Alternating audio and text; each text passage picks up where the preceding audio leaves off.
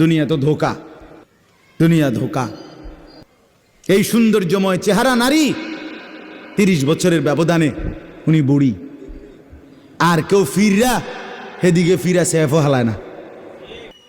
আজ যেই যুবতী, যেই বেহায়া নারী, বেপর্দা মহিলা বাজারে বাজারে ঘুরতো, যৌবন, আরে সেটা তার সম্পদ না, তারটা হইলে তো নিজের হইলে তো সে কখনোই বুড়া হইতো না। আল্লাহ তাআলা বলছে, আমি যখন যৌবন শেষ করে দিলাম তো এখন আর কোন পুরুষ তার দিকে ফিররা থুতুও বালায় না। দুনিয়া এক অবস্থায় থাকে না, এক হালাতে থাকে না বাপ। এই জন্য ছেলেদেরকেও বলি, বাপ জিন্দিগি সুন্দর করো।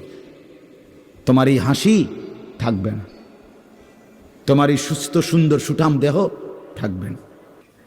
আন্তরিকতা নিয়ে শুনলে, নিজের ভিতরে নেক মানসিকতা যদি থাকে, গ্রহণ করার মানসিকতা, তাহলে অল্প কথাতেও ফায়দা হয়। আর গ্রহণ করার মানসিকতা না থাকলেও 50 বছর শুনলেও গুনার অভ্যাস ছুটে না। দেখেন না 70 বছরের বুড়া মানুষ চা দোকানে টেলিভিশন দেখে,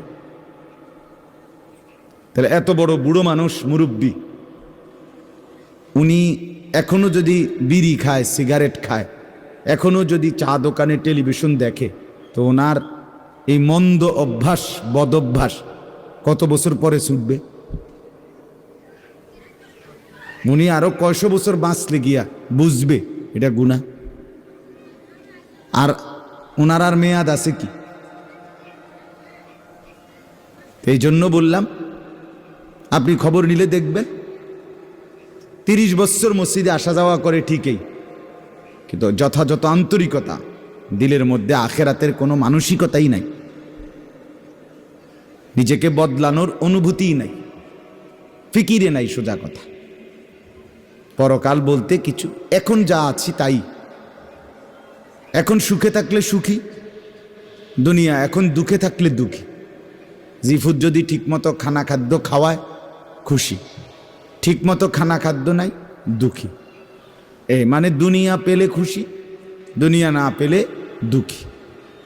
লাভ লোকসান, আয় ব্যয়, হিসাব কিতাব, সুখ আনন্দ, দুঃখ বেদনা, হাসি কান্না, আবেগ অনুভূতি, সবটাই শুধুই দুনিয়াকে কেন্দ্র।